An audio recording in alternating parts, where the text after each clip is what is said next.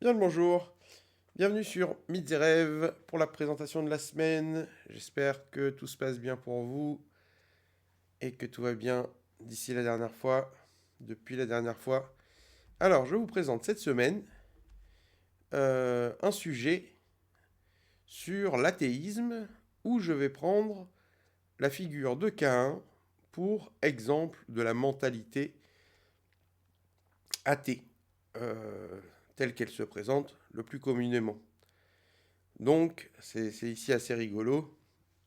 C'est un peu dur pour les athées, mais en fait, c'est une des premières figures de l'humanité que celui qui doute de l'intérêt de la civilisation, celui qui doute de l'intérêt de la société, celui qui doute de l'intérêt de l'autre pour trouver son propre bonheur. Et ce qui nous ramène à l'égoïsme de la situation, l'égoïsme premier de la situation. Après, il y a beaucoup de choses à dire, et donc, nous aurons l'occasion d'en discuter. Donc, passons à la présentation directement. Donc je l'appelle l'athéisme ou la nature de Caïn. Le mythe de Caïn est vaste et profond, malgré le peu de lignes qui le concernent dans la Bible. Aujourd'hui encore, sa question nous est posée. Suis-je le gardien de mon frère? Car c'est là la question de l'humanité elle-même. Quel est pour l'homme le bénéfice de la société? En tant qu'animaux, nous étions libres sans autre restriction que celle de notre gouverne.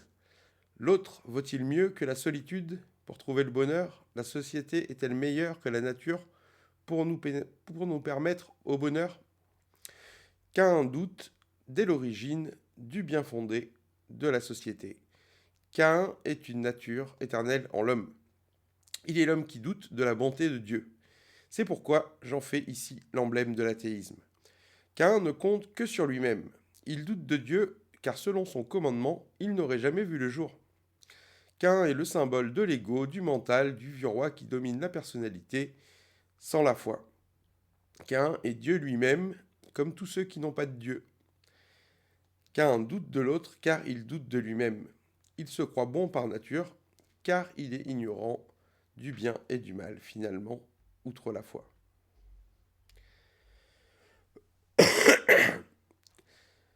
Première partie, Caïn, archétype de l'homme outre la foi.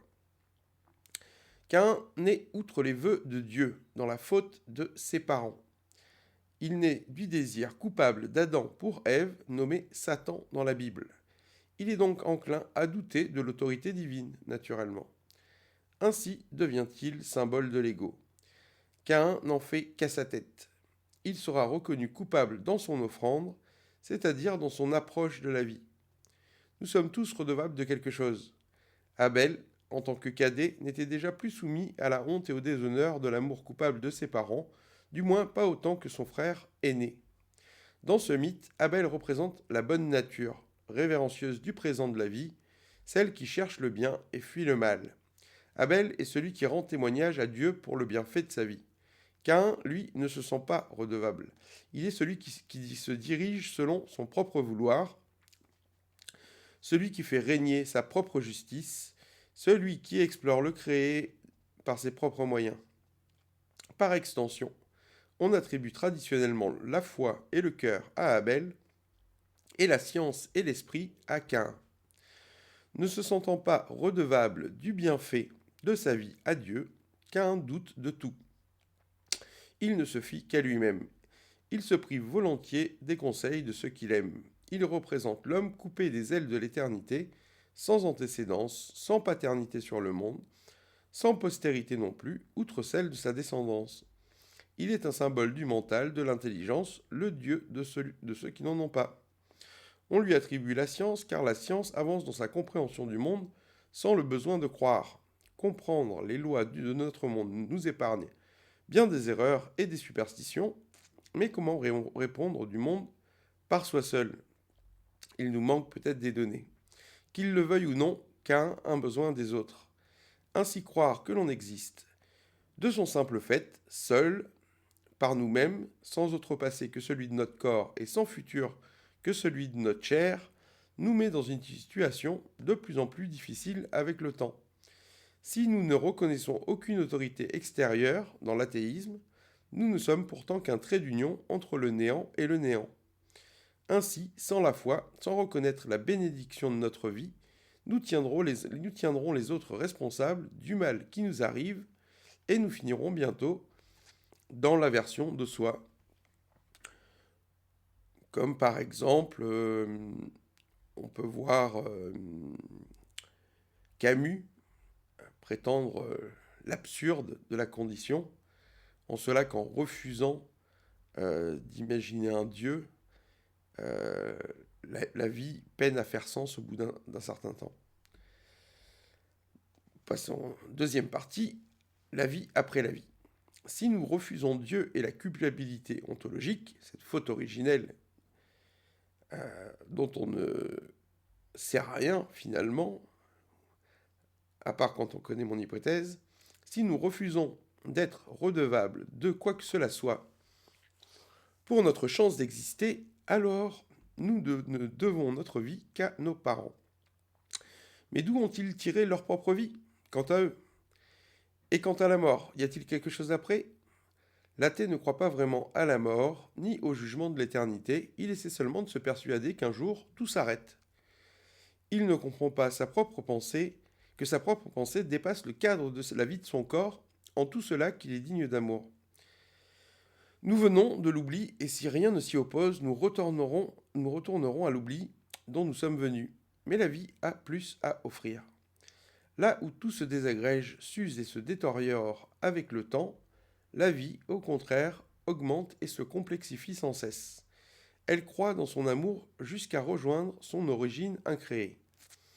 Il nous faut accepter notre statut créateur. Il faut admettre que nous étions, nous aussi, à l'origine. Il faut reconnaître que nous sommes tous Dieu à notre niveau.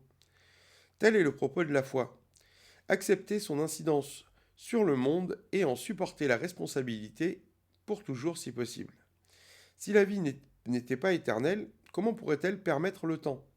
La vie combat la mort et la fait mentir, car la vie se perpétue au défaut du temps. Nous sommes éternels et telle est la vraie nature de la conscience. Tel est le sceau de la raison. Le simple fait d'avoir conscience de notre mort nous ouvre déjà à certaines dimensions de l'au-delà.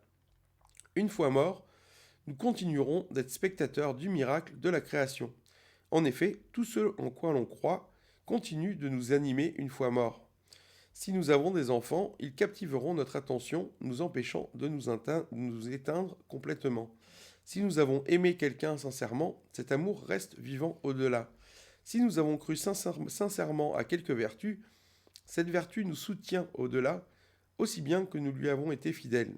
La seule chose qui puisse nous faire mourir à notre propre souvenir est un désamour profond de ce que nous sommes, c'est-à-dire de ce que nous avons été. Troisième partie, nous sommes dignes d'amour. Le néant ne saurait permettre le tout, car il n'est rien de lui-même. Ce que l'on nomme le néant, la passivité universelle, est un aspect du tout et non le tout lui-même. S'oppose au néant la volition universelle, la dynamique motrice à l'œuvre du créé. Cette dynamique se nourrit de tout ce que nous voudrions faire, de nos rêves, de tout ce que nous voudrions accomplir dans le temps. Or, c'est sur Terre qu'il faut réaliser ses rêves et ainsi trouver l'éternité. Et son sel. C'est dans la matière que naît l'esprit, c'est en enfer que naît l'espoir du paradis. Que l'on croie en Dieu ou non, nous sommes à la poursuite de quelque chose. Nous rêvons tous de la paix et de la tranquillité du cœur. L'athée refuse de croire. Il ne se fie qu'à lui-même, comme Caïn, son ancêtre. Il va par le monde anxieux de la mort, ne l'avouant à personne. Mais peut-être la vie est-elle plus qu'un simple affront? Peut-être y a-t-il un sens qui m'échappe? Peut-être l'âme est-elle une réalité aussi tangible dans l'au-delà que le corps dans cette vie? Peut-être faut-il reconnaître que nous sommes aimés et que ceux qui nous aiment comptent sur nous, tout simplement. À chacun de décider. Et donc en conclusion, Caïn est à la poursuite de ce qu'il n'a pas. Peut-être comprendra-t-il un jour que tout lui appartient, le monde, le soleil et les luminaires du ciel, s'il sait reconnaître son insuffisance personnelle avant cela. Comment faire pour accepter de s'éteindre et le pardonner? Comment envisager d'être seul à jamais au-delà? Quoi que nous pensions, qui que nous soyons, la réponse nous attend au moment du trépas. Pourquoi ne pas essayer d'accepter la mort dès à présent, dès ici-bas? Alors le maître de la conscience se réveillera et il viendra nous épauler pour le reste de notre parcours sur Terre. L'athée sera rassuré quand il acceptera qu'il a peur de mourir, qu'il a peur d'être seul et qu'il regrette de ne pas être compris comme il voudrait être compris. Alors le ciel s'ouvrira pour lui aussi. Voilà donc pour cette présentation. J'espère qu'elle vous a plu. J'espère qu'elle sera l'occasion des meilleurs débats tout à fait prochainement. Et donc, je vous donne rendez-vous jeudi prochain pour le live autour de ce sujet cette semaine. Je vous dis à bientôt.